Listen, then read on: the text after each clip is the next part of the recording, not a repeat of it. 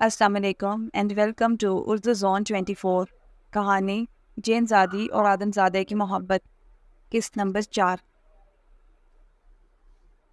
عازب کو اپنے ہاتھ خود بخود اس کی کمر پر پھسلتے ہوئے محسوس ہوئے اور وہ نیم غنودگی کی حالت میں اسے اپنے قریب کرتا چلا گیا۔ صبح عازب کی آنکھ کھلی تو اس کی طبیعت میں عجب سرشاری تھی۔ یہ شاید اس جین زادی کی صحبت کا اثر تھا یا کسی نے اس پر کوئی سحر پھونک دیا تھا۔ عازب جیسے ہی اپنے بیڈ سے اٹھا تو اسے زور کا چکر آیا اور وہ گرتے گرتے بچا۔ بمشکل اس نے سائڈ ٹیبل کو تھام کر خود کو گرنے سے بچایا اور ملازم کو آواز دی۔ ملازم بھاگتا ہوا آیا اور فوراً عازب کو تھام کر بیڈ پر بٹھایا اور اسے پانی پلایا۔ ڈاکٹر کو بلاؤ، عازب نے ملازم کو حکم دیا۔ جی اچھا چھوٹے مالک، نوکر نے سر جھکا کر کہا اور ذرا تیز قدموں سے چلتا ہوا کمرے سے باہر چلا گیا۔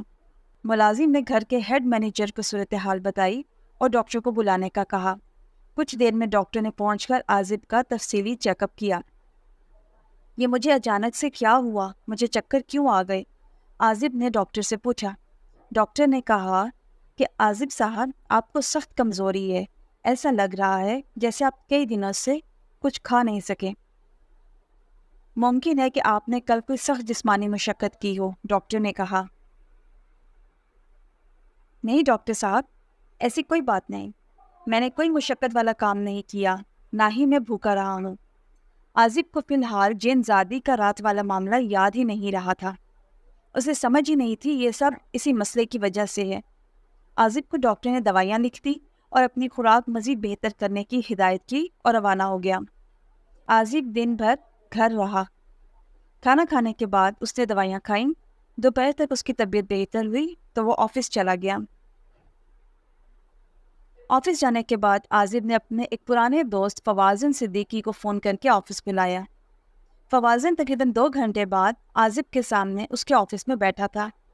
عازب نے فوازن کو پچھلے کچھ دنوں میں پیش آنے والے واقعات سے آگاہ کیا اور اسے جن زادی کے بارے میں تفصیل سے بتایا۔ فوازن حیرت میں ڈوب کر سنتا رہا اور کچھ سوالات بھی کرتا رہا۔ بہرحال 1 گھنٹے بعد فوازن کی امریکہ کی فلائٹ تھی تو وہ عازب کے پاس سے رخصت ہو گیا۔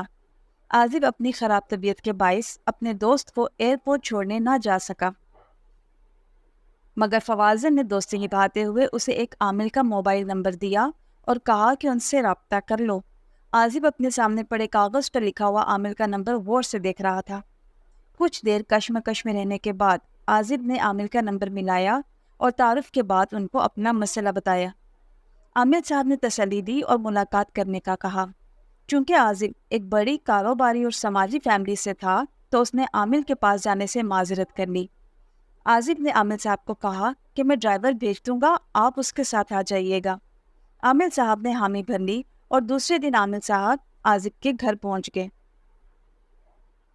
عازب نے ان کو ڈرائنگ روم میں بٹھایا اور دوبارہ تفصیلی معاملہ بتایا۔ آپ بالکل بے فکر ہو جائیں، کوئی چڑیل ہو یا جین زادی، ہم اسے نکال کر ابھی باہر کریں گے، عامل نے عازب کو تسلی دی اور ساتھ ہی اگربتی جلا کر کچھ پڑھائی کی اور عازب کو اپنے سامنے بٹھا کر حصار باندھا۔ حصار باندھنے کے بعد عامل صاحب نے کہا کہ اوئے جن زادی، جو بھی ہو سامنے آؤ ورنہ بھسم کر دوں گا، مگر سامنے کوئی نہ آیا، نہ ہی کوئی اور معاملہ ہوا۔ عامل صاحب پھر سنبھلے اور کہا کہ سامنے آؤ اور اس عازب نامی لڑکے کو چھوڑ دو۔ یکایک ایسا لگا کہ کوئی ہوا کا بگولا کمرے میں داخل ہوا اور ایک دم سے عامل کو ہوا میں بلند کر کے زمین پر دے مارا۔ عامل کے ہونٹ پھٹ گئے، مگر اس نے ہونٹ صاف کر کے پھر اپنی پڑھائی شروع کی۔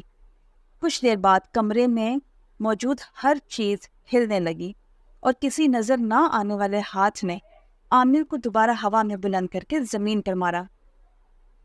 عامل صاحب بہت ضدی تھے، دوبارہ پڑھائی کرنے بیٹھے تو دوبارہ کسی نے فضا میں بلند کر کے زمین پر مارا اور عامل صاحب کا سر پھٹ گیا اور ان کی بالکل بس ہو گئی۔ اتنے میں کمرے میں جن زادی کی آواز گونجنے لگی۔ وہ جو کہہ رہی تھی اسے سن کر عامل اور عازب ہاشمی دونوں کانپ رہے تھے۔